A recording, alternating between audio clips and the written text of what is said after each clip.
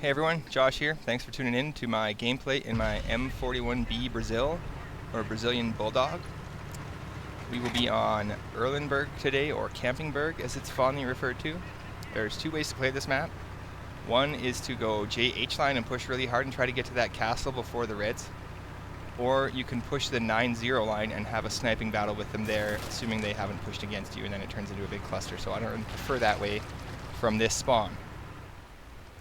The castle seems to be what wins it on this map. If you're the Reds on this map setup, you go south. If you're the Greens, you go east.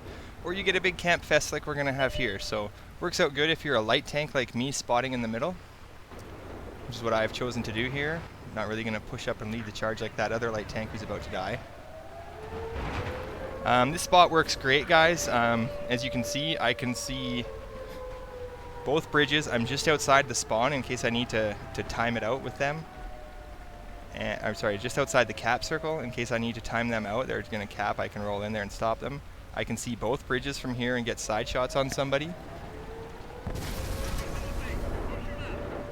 But if you're in this tank, side shots aren't always your friend. As you can see, I shoot a high explosive round for my standard ammo. It's not the most damaging thing on most tanks, but it's good for getting tracks. The heat also isn't that good on tracks, so if you're going to track somebody, use your high explosive. If you're going to try to damage them, use the heat, depending on the armor thickness. It's a thinking tank. You have to really pay attention to what you're doing. See, no damage there, but I tracked him. It's a good way to rack up the assist damage, is that high explosive. Quick little snap back shot there. I'm surprised that even hit.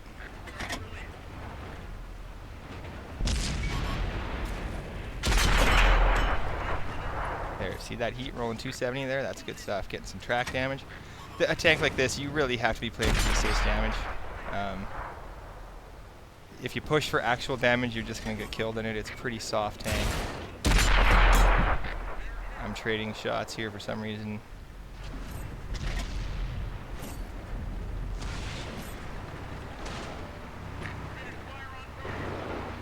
E3 up there who doesn't like me being where I am, which is fine. I'll let him focus on me instead of somebody who can actually hurt him.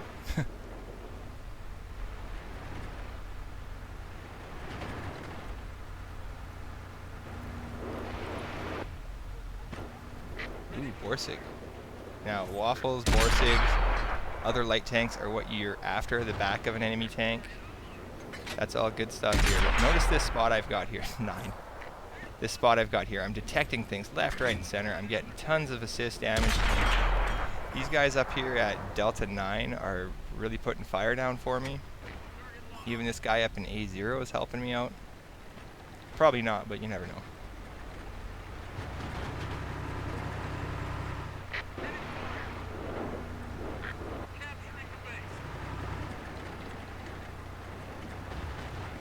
And you can keep moving in light tanks, right? Unless you're camping a bush, your camo doesn't deteriorate in a light tank when you move around. They're designed not to. That's how that's the one advantage of a light tank.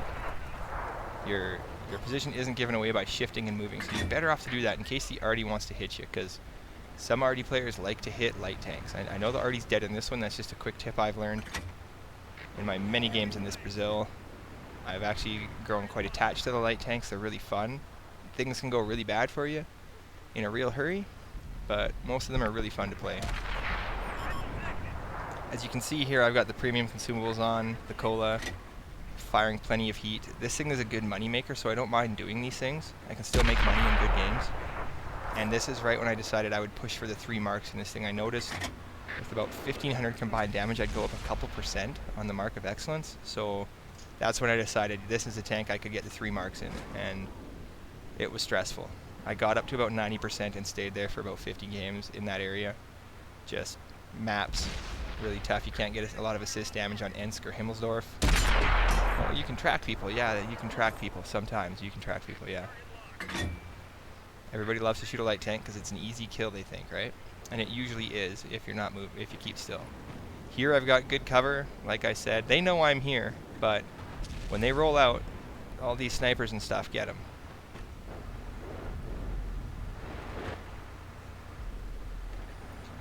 This is the more aggressive of these two spots. Usually you wouldn't last very long here. It's the other side of the mound that's right behind my tank right now. There's a mound back there. From that mound, you see both bridges. You can see that south bridge. Good as well. Not as good, not as many shots on it, but you can at least detect them if they cross that bridge. The way to counter somebody being here, if you're crossing that way, is to cross in the water and then cut south right away and just get around them. It's very hard to, if you YOLO somebody here, it's usually a one-way trip. Or it wouldn't be a YOLO, I guess.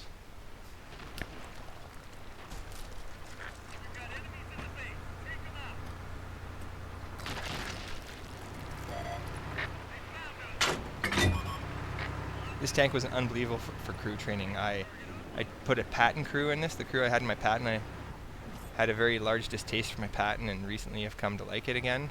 Funny how that works. Get a little better at the game. Tanks you didn't like, you start to like again.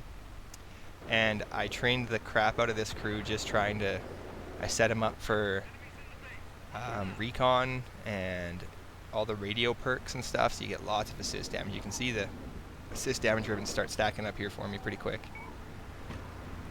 And yeah, lots of assist damage ribbon stuff is what you're after with these things, like the radio perks and whatnot. And by the time I got 3-marked this bad boy, and then I put that crew in my T49, I believe actually.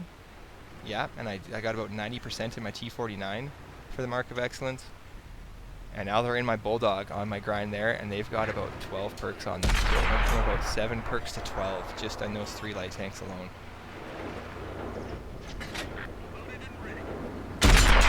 And you think, oh, it's just a light tank, you need 6 cents and camouflage. Well, no, you need a lot more. As many perks as you can get in a light tank. There's no such thing as too many perks for a light tank, right?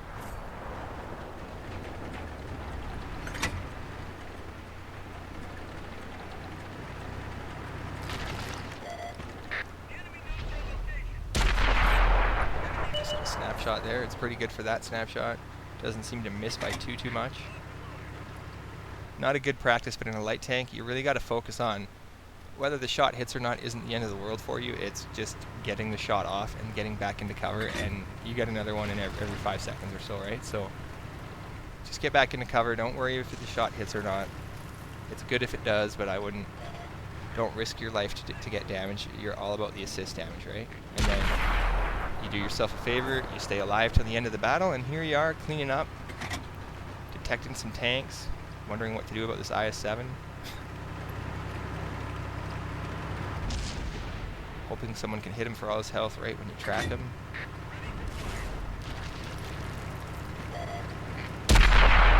Bouncing off the back of him multiple times. Oh yeah, 54. Eat it, IS-7. Ooh, heat right above the tracks. That one went well. Oh, it would have been nice to have been spotting those, that's for sure.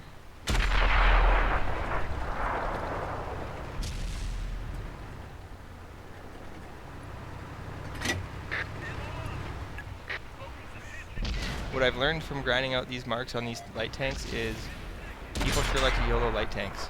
For some reason, it's an easy kill. They think if they take that light tank out of the game, and even if they die, that it's still a win. It's not really. You want to be able to take the tank out and stay alive. See, I only did 6 damage there, but I got huge track damage on that guy. Huge track damage there. So I got 7 tracked hits, 8 spot hits, right? And 13 of my own. Look at what this totals up to here. These added up in a real hurry. Bam! 4,900 assist damage. That's a good game. That's probably the best I've done. I had a pretty good spotting one when I actually 3rd marked this tank. I kind of deleted it, so this is what you get. Anyways, guys, thanks for tuning in, and I hope to see you out on the battlefield.